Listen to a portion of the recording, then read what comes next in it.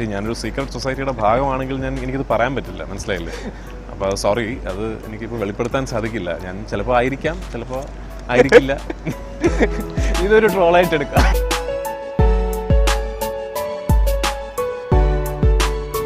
നടനും സംവിധായകനും നിർമ്മാതാവും ഇപ്പോൾ ഡിസ്ട്രിബ്യൂട്ടറുമായ പൃഥ്വിരാജ് സുകുമാരനാണ് ഇന്ന് ഇന്ത്യ ഗ്ലിറ്റ്സിലുള്ളത്. Sir, welcome to India Glitz. Thank you so much. Nine എന്നൊരു സിനിമയാണ് ഇപ്പോൾ ചെയ്യുന്നത്, ആദ്യത്തെ പ്രൊഡക്ഷനാണ്. ഇപ്പം നയൻ എന്നൊരു ലെറ്റർ തന്നെ ഒരുപാട് മീനിങ് ഉള്ളൊരു ലെറ്ററാണ് നയൻ. അതിൽ എന്ത് മീനിങ് ആണ് ഈ സിനിമയ്ക്കകത്ത്? സ്ട്രെയിറ്റ് ഫോർവേഡ് ആയിട്ട് പറയുകയാണെങ്കിൽ ഈ 9 ന്യൂമറിക്കലിന് ഈ സിനിമയായിട്ടുള്ള സിഗ്നിഫിക്കൻസ് എന്ന് പറഞ്ഞാൽ 9 ദിവസങ്ങൾ നീണ്ടു നിൽക്കുന്ന ഒരു വലിയ ഗ്ലോബൽ ഇവന്റിന്റെ പശ്ചാത്തലത്തിൽ പറയപ്പെടുന്ന ഒരു കഥയാണ്. അപ്പോൾ ആ 9 ദിവസങ്ങൾ എന്നുള്ളതാണ് ഈ 9 എന്ന് പറഞ്ഞ ന്യൂമറിക്കലിന്റെ സ്ട്രെയിറ്റ് ഫോർവേഡ് ആയിട്ടുള്ള മീനിങ്. പിന്നെ ഓഫ് കോഴ്സ് അത് ആ ഫോണ്ട് ഡിസൈൻ ചെയ്യപ്പെട്ടിരിക്കുന്നത് ഒരു മുടി അഴിച്ചിട്ടിരിക്കുന്ന ഒരു പെൺകുട്ടിയുടെ രൂപത്തിലാണ്. അതൊക്കെ എന്തുകൊണ്ടാണെന്നുള്ളത് സിനിമ കാണുമ്പോൾ പ്രേക്ഷകന് മനസ്സിലാവേണ്ട കാര്യങ്ങളാണ്. ഈ ആൽബർട്ടും മകനും ഇപ്പോൾ ജോഷയുടെ അപ്പനും ഫാദേഴ്സ് ഡേയുടെ അന്നൊരു കുറിപ്പിട്ടിട്ടുണ്ടായിരുന്നു ഇൻസ്റ്റാഗ്രാമിൽ. അപ്പൻ മകൻ സ്നേഹം എനിക്ക് കുറച്ച് കാണുന്നുണ്ട് സിനിമയിൽ. അത് എത്രത്തോളം ഈ സിനിമയിൽ? ഇതിൽ ആക്ച്വലി അത്ര സ്ട്രെയിറ്റ് ഫോർവേഡ് ആയിട്ടുള്ളൊരു സാധാരണത്വം എന്ന് പറഞ്ഞൊരു അച്ഛൻ മകൻ ബന്ധമല്ല, ഒരു ട്രബിൾഡ് റിലേഷൻഷിപ്പാണ്. ഈ അച്ഛനും മകനും തമ്മിൽ ഒരു ട്രബിൾഡ് റിലേഷൻഷിപ്പാണ്. എന്തുകൊണ്ടാണ് അവരുടെ റിലേഷൻഷിപ്പിന് അത്തരത്തിലുള്ള ഡൈനാമിക് എന്നൊക്കെ ഉള്ളത് സിനിമ കാണുമ്പോൾ മനസ്സിലാവും. അങ്ങനെ ഓൾറെഡി ട്രബിൾഡ് ആയിട്ടുള്ള ഒരു അച്ഛൻ്റെയും മകൻ്റെയും റിലേഷൻഷിപ്പിനിടയിലേക്ക് ഈ 9 ദിവസങ്ങളുടെ കാലയളവിൽ കടന്നു വരുന്ന കുറച്ച് കഥാപാത്രങ്ങളും അതിലൂടെ അവരുടെ ബന്ധത്തിൽ ഉണ്ടാകുന്ന ചില മാറ്റങ്ങളും ഒക്കെയാണ് സിനിമയുടെ കഥയുടെ ഒരു ഫാസറ്റ്. ഒരു ഇമോഷണൽ റോളർ കോസ്റ്റർ കൂടിയാണ് ഈ സിനിമ. കാരണം ഒരുപാട് ഇമോഷണൽ ഹൈ പോയിന്റ്സ് ഒക്കെ ഉള്ളൊരു നറേറ്റീവ് കൂടിയാണ് ഈ എസ്പെഷ്യലി അച്ഛനും മോനും തമ്മിൽ. ഇന്ദ്രജിത് സുകുമാരൻ ലൂസിഫറിൽ ഒരു ക്യാരക്ടർ ചെയ്യുന്നു. ബ്രദർ ഒരു ആക്ടറായിട്ട് ഒരു ഡയറക്ടറിന്റെ പോയിന്റ് ഓഫ് വ്യൂവിൽ എങ്ങനെയാണ്? ഗംഭീര നടനാണ്, കൂടുതലൊന്നും പറയാം. ഇല്ല, is an outstanding actor actually. ലൂസിഫറിൽ ഇന്ദ്രജിത്ത് ചെയ്തിരിക്കുന്ന കഥാപാത്രം it's a really fine performance. അത് ഒരുപക്ഷെ കാണുന്ന പ്രേക്ഷകന് എനിക്ക് എങ്ങനെ തോന്നുന്നു എനിക്കറിയില്ല, പക്ഷേ as an actor I know that it is not an easy character to pull off and he's nailed it. ഇപ്പോൾ ലൂസിഫർ എന്ന സിനിമ, ലാലേട്ടൻ എന്നുള്ളൊരു ആക്ടർ, അതിനെക്കുറിച്ച് പറയാം. ലാലേട്ടൻ എന്ന് പറഞ്ഞ ആക്ടറെ പറ്റി ഞാൻ പറഞ്ഞിട്ട് വേണോ മലയാളി അറിയാൻ? എനിക്ക് ആക്ച്വലി ഭയങ്കര ഡിലൈറ്റ്ഫുൾ എക്സ്പീരിയൻസ് ആയിരുന്നു ലാലേട്ടനെ ഡയറക്റ്റ് ചെയ്യുന്നത്.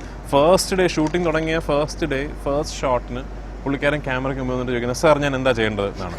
അവർക്ക് നന്നായിട്ട് അറിയാം എന്താ ചെയ്യേണ്ടതെന്ന്, പക്ഷെ എന്നാലും ഡയറക്ടർ പോയി പറഞ്ഞാൽ അത് എനിക്ക് മനസ്സിലായെന്താ വെച്ചാൽ അത് ഡയറക്ടർ പറയുന്നത് കേൾക്കുന്നത് ലാലേട്ടൻ്റെ പ്രോസസ്സിൻ്റെ ഭാഗമാണ്.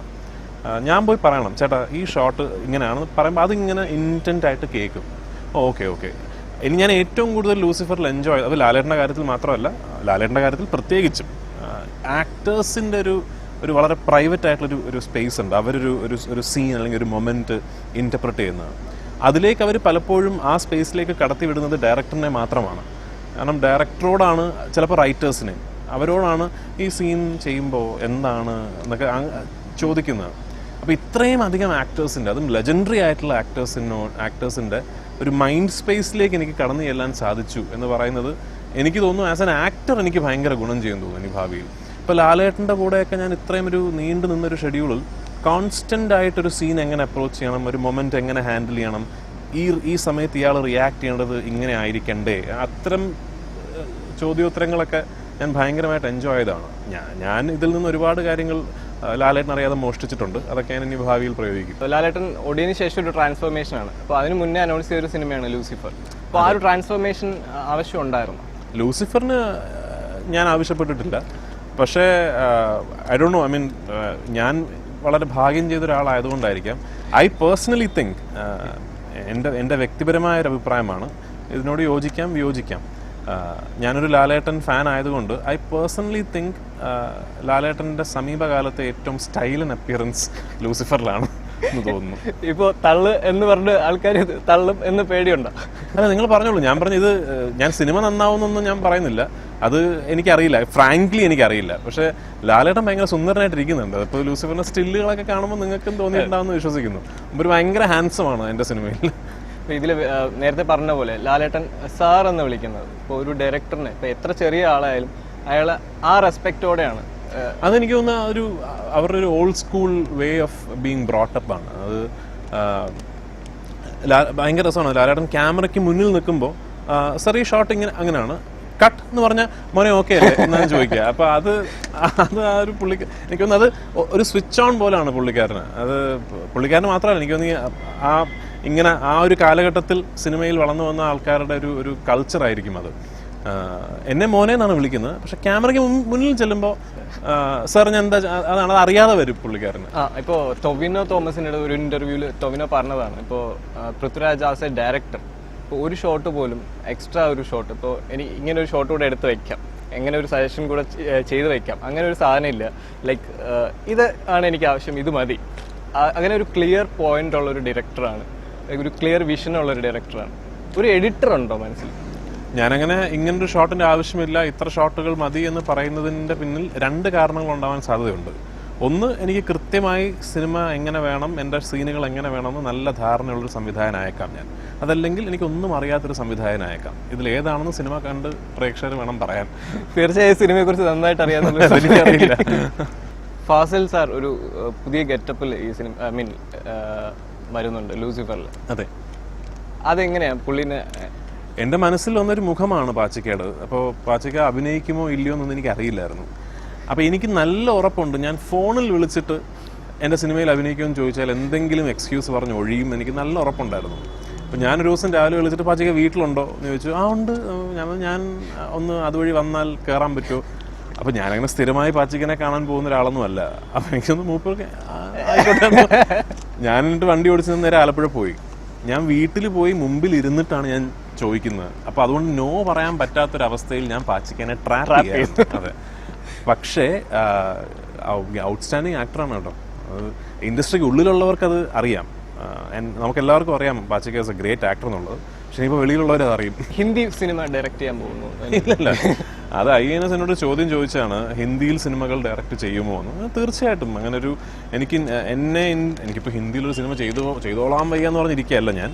എനിക്ക് താല്പര്യം തോന്നിക്കുന്ന ഒരു വിഷയം ഹിന്ദിയിലൊരു സിനിമ സംവിധാനം ചെയ്യാൻ ഒരു അവസരം കിട്ടിയാൽ തീർച്ചയായിട്ടും എനിക്കറിയാവുന്ന ഭാഷയാണ്, എനിക്ക് മനസ്സിലാവുന്ന ഭാഷയാണ്, തീർച്ചയായിട്ടും ചെയ്യും. ഇപ്പോൾ എസ്ട്ര, ആദം ജോൻ, ഇപ്പോൾ നയൻ, ലൂസിഫർ, ഈ ഒരു സിനിമയുടെ റെഫറൻസ് വെച്ചിട്ട് പൃഥ്വിരാജ് ഒരു സീക്രട്ട് സൊസൈറ്റിയുടെ പാട്ടാണെന്നൊക്കെ പറഞ്ഞിട്ട് ഒരുപാട് ട്രോൾസ് വന്നു. അപ്പോൾ അത്തരം നിരീക്ഷണങ്ങൾ എങ്ങനെയാണ്? ഞാനൊരു സീക്രട്ട് സൊസൈറ്റിയുടെ ഭാഗമാണെങ്കിൽ എനിക്കിത് പറയാൻ പറ്റില്ല, മനസ്സിലായില്ലേ? അപ്പോൾ സോറി, അത് എനിക്കിപ്പോൾ വെളിപ്പെടുത്താൻ സാധിക്കില്ല. ഞാൻ ചിലപ്പോൾ ആയിരിക്കാം, ചിലപ്പോൾ ആയിരിക്കില്ല. ഇതൊരു ട്രോളായിട്ട് എടുക്കാം, എടുത്തോളൂ. ഇപ്പോൾ ഒരു എക്സ്പെരിമെന്റ് ചെയ്യുന്നു എന്ന് പറഞ്ഞിട്ട് ഒരുപാട് ക്രിറ്റിസിസം വരുന്നുണ്ട്. അപ്പോൾ അതിനെ എങ്ങനെ ഹാൻഡിൽ ചെയ്യാം?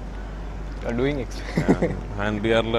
ഇപ്പോൾ എനിക്കിഷ്ടപ്പെട്ട സിനിമകൾ ഞാൻ ചെയ്യുന്നു, അതിൽ ചിലത് വർക്കാവുന്നു, ചിലത് വർക്കാവുന്നില്ല. അൺഫോർച്ചുനേറ്റ്ലി എനിക്കിഷ്ടപ്പെട്ട സിനിമകൾ മാത്രമേ ചെയ്യാൻ പറ്റൂ. ഇപ്പോൾ ഒരു കൂട്ടം പ്രേക്ഷകർ എന്നോട് ഇത്തരത്തിലുള്ള സിനിമ ചെയ്യൂ, ഞങ്ങൾക്ക് ഇതാണ് ഇഷ്ടം എന്ന് പറഞ്ഞാൽ അത് അങ്ങനെ ചെയ്യാൻ പറ്റില്ലല്ലോ. എന്ന് പറയുന്നതോടൊപ്പം തന്നെ എനിക്ക് എല്ലാത്തരം സിനിമകളും ഇഷ്ടമാണ്. അത് ഞാൻ കേൾക്കുന്ന കഥകൾ ആ പ്രോജക്റ്റുകൾ നടക്കുന്ന ഓർഡറിൽ നടക്കുന്നു എന്ന് മാത്രം. ഇപ്പോൾ ഞാൻ അടുത്ത ചെയ്യാൻ പോകുന്ന സിനിമ ഒരു അക്ബർ ആന്റണി പോലെയൊക്കെ ഒരു സിനിമയാണ്. അപ്പോൾ കലാഭവൻ ഷാജോൺ ഡയറക്റ്റ് ചെയ്യുന്ന ബ്രദേഴ്സ് ഡേ എന്ന് പറഞ്ഞൊരു സിനിമ. അത് ഈ ഫൈറ്റും പാട്ടും ഒക്കെ ഉള്ളൊരു സിനിമയാണ്. ഞാൻ അതും ഭയങ്കരമായിട്ട് എൻജോയ് ചെയ്യുന്ന ആളാണ്. ഷാജോൻ ചേട്ടൻ പറഞ്ഞു, പൃഥ്വിയുടെ അടുത്ത് കഥ പറഞ്ഞപ്പോൾ ഷാജോൻ ചേട്ടൻ തന്നെ ചെയ്യണം എന്ന്. ഷാജോൻ ആക്ച്വലി എന്നോട് കഥ പറയാൻ വന്നത് ഇത് ആരെ കൊണ്ട് ഡയറക്റ്റ് ചെയ്യിപ്പിക്കാം എന്ന് ചോദിക്കാനാണ്. പക്ഷേ മൂപ്പര് സ്ക്രിപ്റ്റ് എഴുതിയിരിക്കുന്നത് ഷോർട്ടൊക്കെ ഡിവൈഡ് ചെയ്തിട്ടാണ്. അപ്പോൾ ഞാൻ പറഞ്ഞത് ഇങ്ങനെ എഴുതിയിട്ട് വേറൊരാളുടെ കയ്യിൽ കൊടുത്താൽ നിങ്ങൾ ഫ്രസ്ട്രേറ്റഡ് ആവുകയുള്ളൂ. കാരണം അത് എഴുതിയിരിക്കുന്നത് ഷോർട്ട് ഡിവിഷൻ വെച്ചിട്ടാണ് സ്ക്രിപ്റ്റ് എഴുതിയിരിക്കുന്നത്. ഇത് ഇങ്ങനെ എഴുതാൻ പറ്റിയാൽ എന്തുകൊണ്ടും സംവിധാനം ചെയ്യാനും പറ്റും എന്ന് പറഞ്ഞു. അങ്ങനെയാണ് ഷാജോൻ സ്വന്തമായിട്ട് ചെയ്യാൻ തീരുമാനിക്കുന്നത്. ഈ വർഷം തന്നെ ഷൂട്ട് ചെയ്യും? ഈ വർഷം തന്നെ ഉണ്ടാവും. ഇപ്പോൾ രജനി സാറിൻ്റെ ഫിലിം പേട്ടയാണ് ആദ്യമായിട്ട് ഡിസ്ട്രിബ്യൂട്ട് ചെയ്യുന്നത് അല്ലേ? എങ്ങനെയാണ് ആ ഒരു സിനിമയിലോട്ട്? ആക്ച്വലി എനിക്കതിൻ്റെ ഒരു ഓപ്പർച്യൂണിറ്റി വന്നെത്തുന്നത് ലിസ്റ്റിൻ സ്റ്റീഫൻ വഴിയാണ്.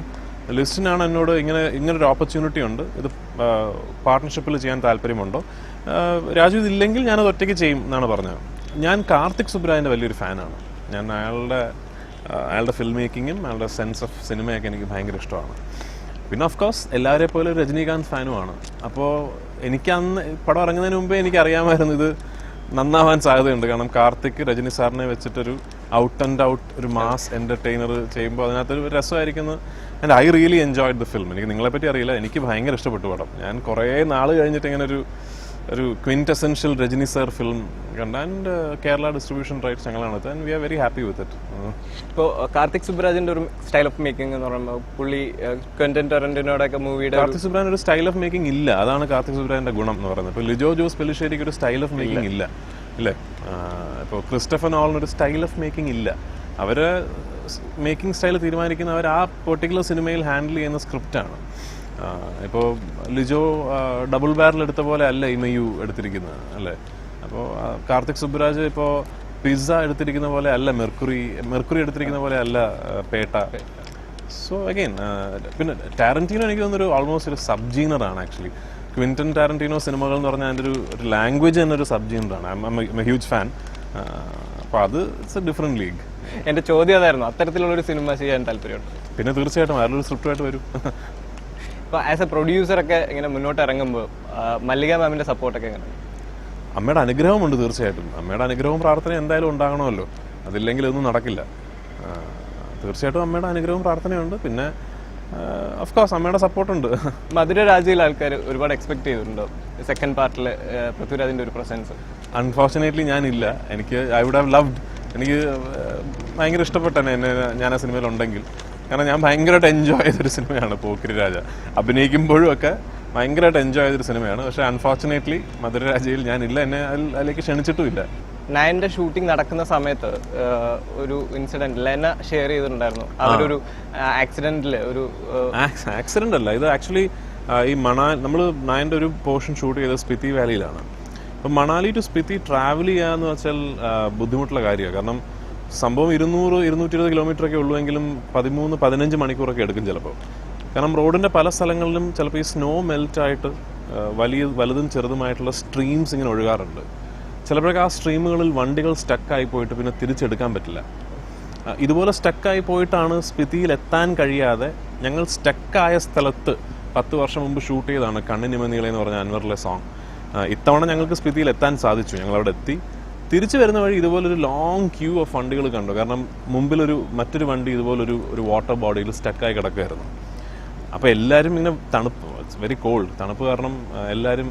അപ്പോൾ എനിക്കറിയാം ഞാൻ വെളിയിൽ ഇറങ്ങി തള്ളാൻ പോയാൽ എൻ്റെ ക്രൂ കംപ്ലീറ്റ്, കാരണം ഞാൻ ഇറങ്ങിയല്ലേ പറ്റൂ. അവർക്ക് ഇഷ്ടമുണ്ടെങ്കിലും ഇല്ലെങ്കിലും അവർ ഇറങ്ങും. അപ്പോൾ ഞാൻ ഇപ്പോൾ ഷൂ ഒക്കെ അഴിച്ചിട്ട് പാൻറ്റൊക്കെ മടക്കി വെള്ളത്തിൽ ഇറങ്ങി ആ വണ്ടി തള്ളി മാറ്റാൻ. ആക്ച്വലി സെൽഫിഷ് റീസൺ ആണ്. കാരണം ആ വണ്ടി മാറിയാലേ ഞങ്ങൾക്കും പോകാൻ പറ്റൂ. ഞാൻ തള്ളാൻ, പക്ഷേ ആ വണ്ടിക്ക് അടുത്ത് പോയപ്പോൾ അകത്ത് ലെന ഇരിക്കുന്നു. അപ്പോഴാണ് ലെന വേറൊരു കാര്യത്തിന് അവിടെ വന്നതാണെന്നും. Then they travel. ലെനയും ടീമും നമ്മുടെ കൂടെ തിരിച്ച് മണാലിയിലേക്ക് വന്നു അന്ന് രാത്രി. ആൻഡ് അവിടെ താമസിച്ചു. അങ്ങനെയാണ് ലെനയെ കണ്ടത്. ഇതിൽ ഈ ലൊക്കേഷൻ ഇത്രയും കഷ്ടപ്പെട്ട് ആ ഒരു സ്ഥലത്ത് പോയിട്ട് അവിടെ തന്നെ ഷൂട്ട് ചെയ്യണം എന്നുള്ളൊരു ആവശ്യം എന്തുകൊണ്ടായിരുന്നു? ഒന്നാമതൊരു ഹിമാലയാസിൻ്റെ ബാക്ക്ഡ്രോപ്പിൽ നടക്കേണ്ട കഥയാണത്. ആ ലൊക്കേഷനെ കുറിച്ച് പറയുന്നത് തന്നെ ഇറ്റ്സ് ഇൻ ദ ഹിമാലയാസ് എന്നുള്ളതാണ്. അപ്പോൾ is Manali in the Himalayas? No, it's got the backdrop of it. And also ആ ലൊക്കേഷൻ എന്തുകൊണ്ട് തിരഞ്ഞെടുത്തു എന്നുള്ളത് സിനിമ കാണുമ്പോൾ മനസ്സിലാവേണ്ട മറ്റൊരു കാര്യമാണ്. കാരണം നറേറ്റീവിൻ്റെ ഭാഗമാണ് ആ സ്ഥലവും ആ ലൊക്കേഷനും ഒക്കെ. അഭിനന്ദൻ രാമാനുജം കുറെ ഫോട്ടോസ് ഉണ്ടായിരുന്നു ഇൻസ്റ്റാഗ്രാമിൽ തന്നെ. നിങ്ങൾ ഒരുപാട് രസമായിട്ടുള്ള സാധനങ്ങൾ, അത്രയും ബ്യൂട്ടിഫുൾ ആയിരുന്നു ആ ലൊക്കേഷൻ. ആ ലൊക്കേഷൻ എക്സ്ട്രീംലി ബ്യൂട്ടിഫുൾ ആണ്. പക്ഷെ അതിനേക്കാൾ ബ്യൂട്ടിഫുൾ ആണ് അഭിനന്ദൻ അതിനെ ഷൂട്ട് ചെയ്തിരിക്കുന്ന രീതി. അതുകൊണ്ട് തന്നെ ആയിരിക്കും അല്ലേ പുള്ളീനെ ക്യാമറ? തീർച്ചയായിട്ടും. അഭിനന്ദൻ ഒരു എക്സ്ട്രീംലി ടാലന്റഡ് ഒരു സിനിമാറ്റോഗ്രാഫറാണ്. പിന്നെ ഇതിനൊരു സ്ലൈറ്റ്ലി കുറച്ച് അഡ്വഞ്ചറസ് ആയിട്ടുള്ളൊരു സിനിമാറ്റോഗ്രാഫർ വേണമെന്ന് തോന്നി. അത് not just in terms of വേറെ പല സ്ഥലങ്ങളിൽ പോയി ഷൂട്ട് ചെയ്യുക, റിസ്കി ആയിട്ടുള്ള അതല്ല ഞാൻ ഉദ്ദേശിച്ചത്. ലൈറ്റിങ്ങിൻ്റെ കാര്യത്തിലും ഷോട്ട് മേക്കിങ്ങിൻ്റെ കാര്യത്തിലും ഒക്കെ കുറച്ച് എക്സ്പെരിമെൻറ്റ് ചെയ്യാൻ മാത്രം ഒരു സെൻസ് ഓഫ് അഡ്വഞ്ചർ ഉള്ളൊരു സിനിമാറ്റോഗ്രാഫർ ഈ സിനിമയ്ക്ക് ആവശ്യമാണ്. Abhinandan is very good at that. Red Gemini എന്ന് പറഞ്ഞ ക്യാമറ ആദ്യമായിട്ട് യൂസ് ചെയ്തു ഈ ഫിലിമിൻ്റെ അകത്ത്. അതെ, ഞാൻ എല്ലായിടത്തും പറയുന്ന പോലെ ഈ റെഡ് ജെമിനായി യൂസ് ചെയ്തത് കൊണ്ടൊരു സിനിമ നന്നാവണമെന്നൊന്നുമില്ല. അത് ഈ സിനിമയുടെ ഒരു റിക്വയർമെൻ്റ് ആയിരുന്നു. കാരണം ഒരുപാട് ലോ ലൈറ്റ് ഫോട്ടോഗ്രാഫിയുടെ ആവശ്യമുണ്ട് ഈ സിനിമയ്ക്ക്. അതെന്താണെന്ന് സിനിമ കാണുമ്പോൾ മനസ്സിലാവും. അപ്പോൾ ഫോർ എക്സാമ്പിൾ ഒരാളൊരു മെഴുകുതിരി പിടിച്ച് നടന്നു വരുന്നു പറയുമ്പോൾ സാധാരണ സിനിമകളിൽ ഫ്രെയിമിൽ മെഴുകുതിരി ഉണ്ടെങ്കിലും ഫ്രെയിമിന് വെളിയിൽ മറ്റ് ലൈറ്റുകൾ വെച്ച് അതിനൊരു ഫ്ലിക്കർ എഫക്റ്റ് ഒക്കെ ക്രിയേറ്റ് അങ്ങനെയൊക്കെയാണ് ചെയ്യാറുള്ളത്. അപ്പോൾ ഞങ്ങൾ ചർച്ച ചെയ്തത് അത് ഒഴിവാക്കിയിട്ട് ശരിക്കും ഒരു മെഴുകുതിരിയുടെ വെളിച്ചത്തിൽ എങ്ങനെയാണ് പ്രേക്ഷകനെ ഈ വിഷ്വൽ കാണിക്കാൻ പറ്റുക എന്ന് പറയുമ്പോൾ അതിന് അത്രയും ലാറ്റിറ്റ്യൂഡുള്ള അത്രയും എക്സ്പോഷർ ലെവൽസ് ലോ എക്സ്പോഷർ ലെവൽസിൽ നോയ്സ് ഇല്ലാതെ ഷൂട്ട് ചെയ്യാൻ പറ്റുന്ന ക്യാമറാസ് വേണം. ഇപ്പം നയൻ എന്ന സിനിമയ്ക്കകത്തുള്ള മ്യൂസിക് ഇതിൽ 2 പാട്ടുകളാണുള്ളത്. അത് സിനിമയ്ക്കുള്ളിൽ സിനിമയുടെ നറേറ്റീവിൻ്റെ ഭാഗമായിട്ട് വരുന്ന ഒരു സോങ്ങാണ്, അതൊരു ലവ് സോങ് ആണ്. മറ്റേതൊരു തീം സോങ് പോലെയാണ്, അത് എൻ ടൈറ്റിൽസിലും പിന്നെ പ്രൊമോഷണൽ കാര്യങ്ങളൊക്കെ നിങ്ങൾ പാട്ട് കേൾക്കും. പാട്ടുകൾ രണ്ടും ചെയ്തിരിക്കുന്ന ഷാൻ റഹ്മാനാണ്. ഓഫ് കോഴ്സ് ഷാൻ്റെ എസ്പെഷ്യലി ഇതിൻ്റെ ലവ് സോങ് എനിക്കൊന്ന് ഭയങ്കരമായിട്ട് വർക്ക് ആകും എന്ന് തോന്നുന്നു. എനിക്ക് ഷാൻ്റെ ഒരു ഷാൻ്റെ ഏരിയ ആണല്ലോ ഈ ലവ് സോങ്സ് എന്ന് പറഞ്ഞാൽ. It's a really nice track and നന്നായിട്ട് ഷൂട്ട് ചെയ്യാനും സാധിച്ചു. ഡൽഹിയിലാണ് അത് ഫുൾ പാട്ട് ഷൂട്ട് ചെയ്തിരിക്കുന്നത്.